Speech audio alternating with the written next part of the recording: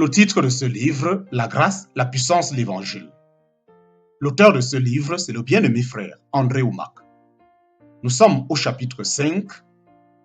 Nous sommes au chapitre 5, le don gratuit de Dieu. Chapitre 5, titre du chapitre 5, le don gratuit de Dieu. Chapitre 5, petit 4. Chapitre 5, petit 4. Ces écritures ont changé ma vie. À la fin des années 60, un ami qui m'avait dit que j'étais juste a réussi à me convaincre d'assister à son étude biblique. À l'époque, j'étais déjà membre d'une église traditionnelle. Dès que j'ai franchi la porte de l'étude, je me suis offensé parce qu'une femme la dirigeait. Les femmes enseignantes ne cadraient pas avec ma théologie. Il y avait aussi la présence de hippies aux cheveux longs. Mon église prêchait que les hippies ne pouvaient pas être sauvés, ni les cheveux d'un homme frôlaient. Mon église prêchait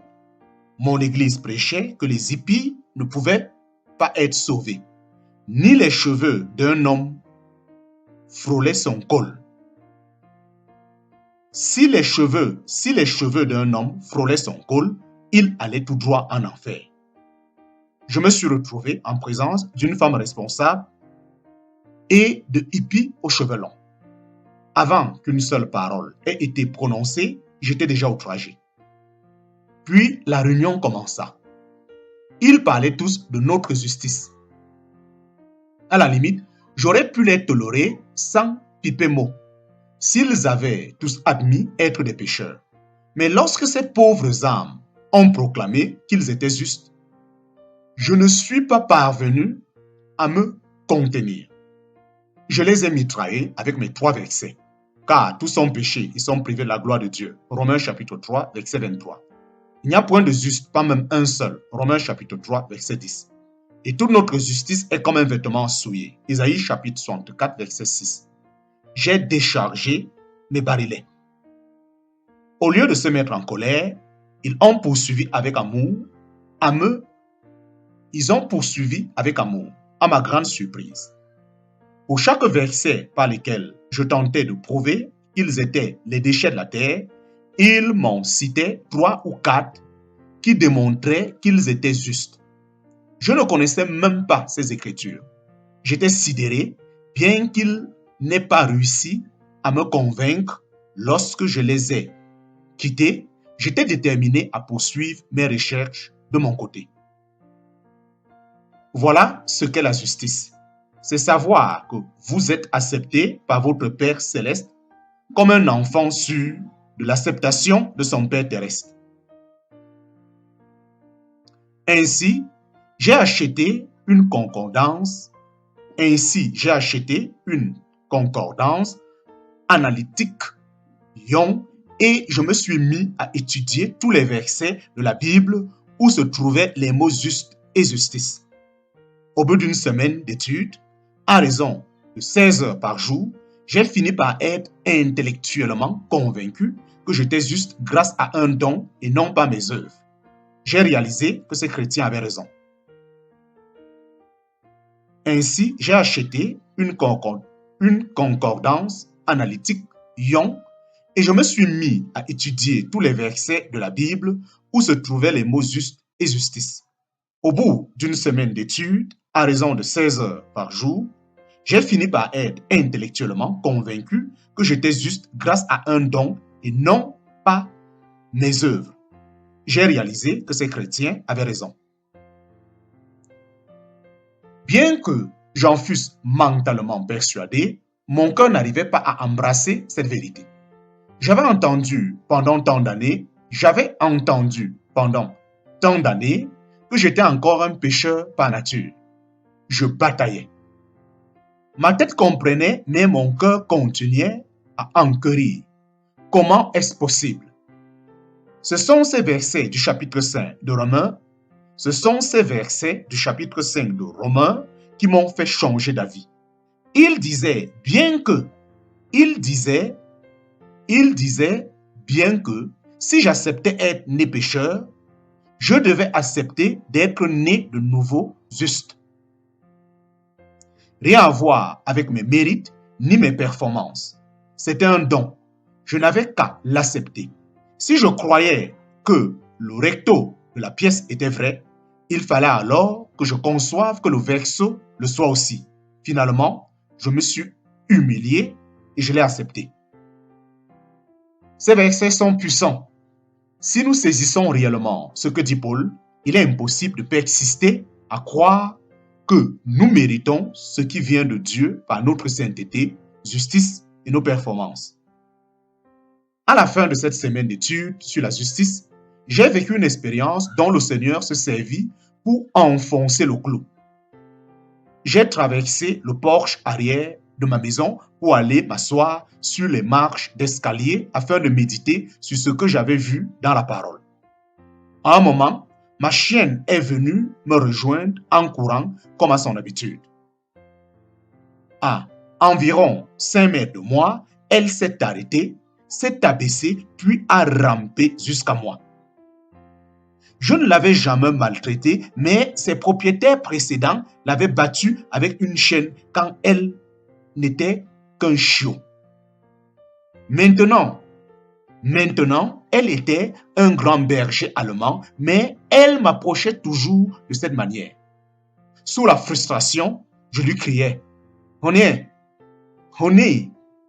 j'aimerais qu'au moins une fois tu m'approches. Honey, j'aimerais qu'au moins une fois tu t'approches de moi normalement. Saute sur moi, renifle mes vêtements ou quelque chose comme cela, mais arrête de te comporter comme si je t'avais battu. »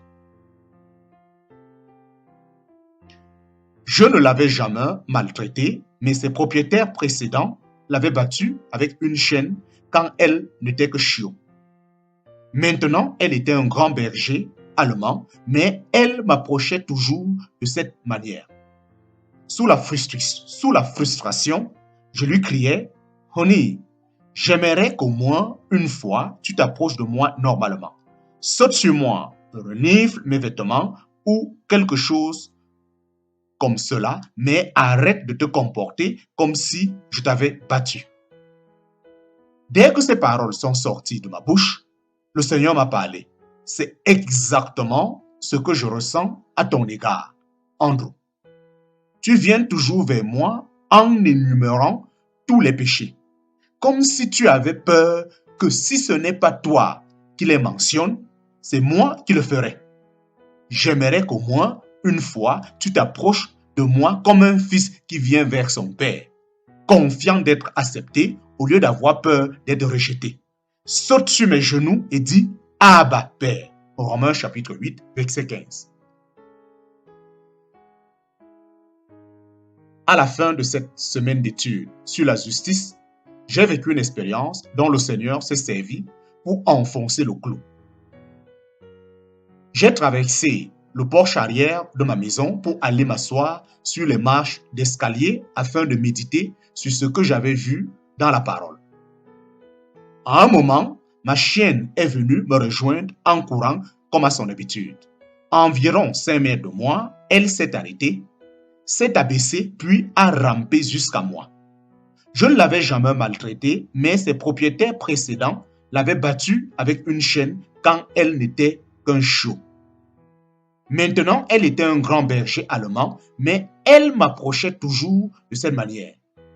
Sous la frustration, je lui criais « Honey, j'aimerais qu'au moins une fois tu m'approches. J'aimerais au moins qu'une fois tu t'approches de moi normalement.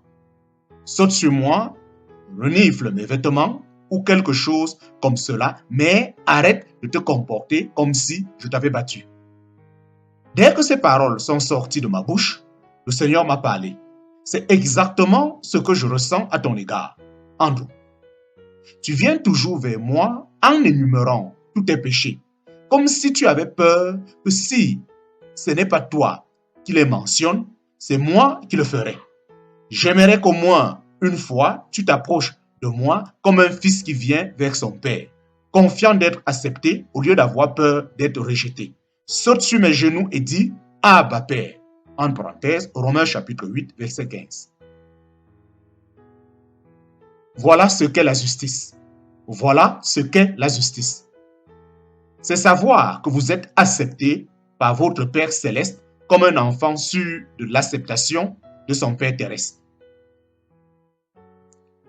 La grâce règne maintenant. La grâce règne maintenant. Quant à la loi, elle est entretenue par le péché prolifère. Quant à la loi, elle est intervenue pour que le péché prolifère. Romains chapitre 5, verset 20.